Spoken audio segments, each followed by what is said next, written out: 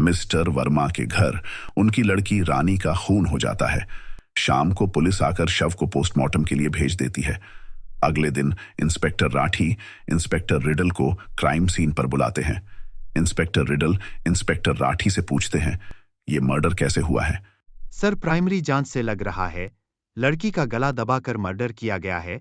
और हाँ, एक और बात, लड़की ने सिर्फ अपने अंडरगारमेंट्स पहन रखे थे। इंस्पेक्टर सारे घर का मुआयना करते हैं। उनको कुछ असामान्य नहीं दिखता। वो मिस्टर और मिसेस वर्मा से बात करते हैं। रानी को डांस करने का बहुत शौक था। वो इंस्टाग्राम रील्स भी बनाती थी और उसके इंस्टाग्राम पर 1000 से ज्यादा फॉलोअर्स हैं। इंस्पेक्टर रिडल पूछते हैं, क्या रानी के कॉलेज में कोई समस्या थी या उसको कोई लड़का तंग करता था? इसका हमें पता नहीं। आप दोनों उस वक्त कहां थे जब ये मर्डर हुआ? हम दोनों अलग अलग स्कूल में टीचर हैं। हम दोनों उस वक्त अपने अपने स्कूल में थे। शाम को घर आए तो देखा रानी मरी पड़ी थी। इंस्पेक्टर रिडल अगले दिन रानी के कॉलेज जाते हैं। वहां उनको उसकी दोस्त पायल मिलती है।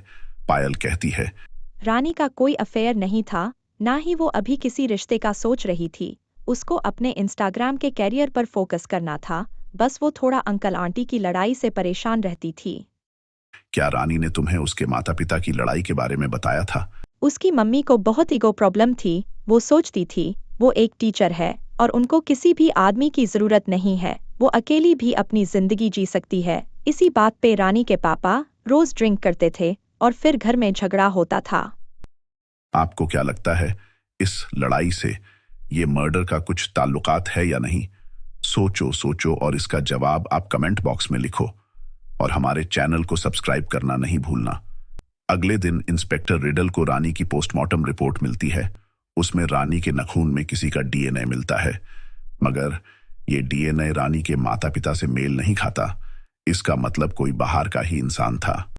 मगर कुछ भी चीज चोरी नहीं हुई थी और घर का दरवाजा या खिड़की भी नहीं टूटी थी।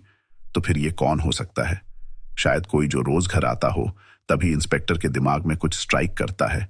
उन्होंने एक चीज मिस्टर वर्मा के घर पर देखी थी। अगले दिन वो अपनी सादी वर्दी में बाजार जाते हैं। वहां वो राधे प्रेस वाले के पास जाके उससे बात करते हैं और उसकी एक बुझी हुई सिगरेट को चुपके से उठा लेते हैं। वो ये सबूत जाके इंस्पेक्टर राठी को देते हैं और कहते हैं, इसका जल्दी से जल्दी सलाइवा टेस्ट कराओ। उसका टेस्ट होते ही वो तुरंत पुलिस को लेकर राधे का पास जाकर उसको एक जोर से थप्पड़ मारते हैं और उसको अपना गुनाह कबूल करने को कहते हैं। सर, मैं उस दिन मैडम के घर कपड़े देने गया था। बाय चांस घर का गेट खुला हुआ था। मैं अंदर चला गया। मैंने रानी को डांस करते हुए देखा। वो अपने कपड़े भी चेंज कर रही थी। बस मुझसे रुका नहीं गया। मैंने उसको प्यार करने को बोला तो वो शोर मचाने लगी। मैंने उसको रोकना चाहा, मगर वो मानी नहीं। तभी मुझसे उसका खून हो गया। इंस्पेक्टर राठी राधे को गिरफ्तार कर लेते हैं।